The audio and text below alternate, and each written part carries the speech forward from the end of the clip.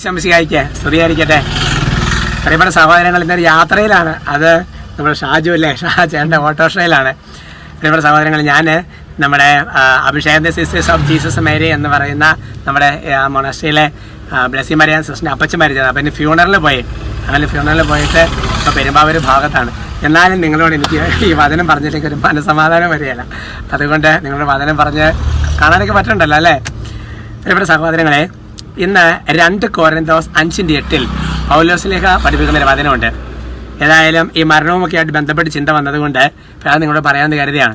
ആ വചനം ഇതാണ്: ശരീരത്തിൽ നിന്ന് അകന്നിരിക്കാനും കർത്താവിനോട് അടുത്തിരിക്കാനും ഞാൻ ആഗ്രഹിക്കുന്നു. പക്ഷെ നമ്മുടെ ആത്മാവിൻ്റെ ആഗ്രഹം എന്താ? ഈശോയുടെ അടുത്താകാൻ വേണ്ടിയിട്ടാണ്, ഈശോയുടെ കൂടെ ആയിരിക്കാൻ വേണ്ടിയിട്ടാണ്. ഹല്ലേലൂയ.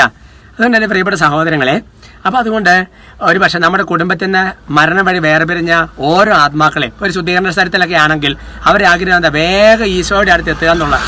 വിശുദ്ധ കാജറിൻ അതിനെക്കുറിച്ച് പറയുന്നത് ഇങ്ങനെയാണ്: അതായത് അത് സ്വർഗത്തിൻ്റെ സന്തോഷം നമ്മൾ മാറ്റി നിർത്തി കഴിഞ്ഞാൽ ഈ ശുദ്ധീകരണ സ്ഥലത്തിലെ ആത്മാക്കളുടെ സന്തോഷം എന്ന് പറയുന്നത് അത് കമ്പയർ ചെയ്യാൻ ലോകത്തിലൊന്നുമില്ല.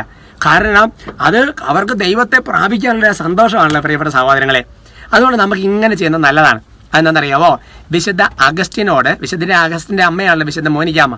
അപ്പോൾ ഈ മോനിക്കാമ്മ മരിക്കുന്നതിന് വിശുദ്ധ അഗസ്റ്റിനോട് പറഞ്ഞിങ്ങനെയാണ്: നീ എന്നെ എവിടെ അടക്കിയാലും എനിക്ക് കുഴപ്പമില്ല, പക്ഷേ സ്വർഗത്തിൽ എനിക്കെതിരെ എഴുതപ്പെട്ട ലിഖിതങ്ങളെല്ലാം മായ്ച്ചു കളയുന്ന അൾത്താരയിലെ വിശുദ്ധ കുർബാനയിൽ ബലിപീഠത്തിൽ നീ എന്നെ ഓർക്കണം. ഇത് അഭിനന്ദ സാമ്പിക്കൽ പിതാവ് പറഞ്ഞപ്പോഴാണ് എനിക്കത് മനസ്സിലാക്കാൻ വേണ്ടി സാധിച്ചത്. എൻ്റെ പ്രിയപ്പെട്ട സഹോദരങ്ങളെ, അതുകൊണ്ട് നമ്മുടെ കുടുംബത്തിൽ നിന്ന് മരണം വഴി വേറെ പിരിഞ്ഞ് എല്ലാവരെയും എല്ലാ കുർബാനയിലും ഓർക്കണം. കൊന്തയെല്ലാം പറഞ്ഞ് പ്രാർത്ഥിക്കുമ്പോഴൊക്കെ അവരെല്ലാം കർത്താവിനോട് ഏറ്റവും അടുത്തിരിക്കട്ടെ. ഇടയ്ക്ക് ഓണടിച്ചായിട്ട് ഓട്ടോറിക്ഷയിലായതുകൊണ്ടാണ് കേട്ടോ.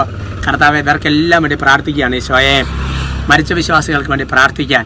ഒപ്പം തന്നെ കർത്താവ് സ്വർഗത്തിലേക്ക് വേഗം എത്തിച്ച് ഞങ്ങൾ ഓരോരുത്തരും അനുഗ്രഹിക്കണമേ.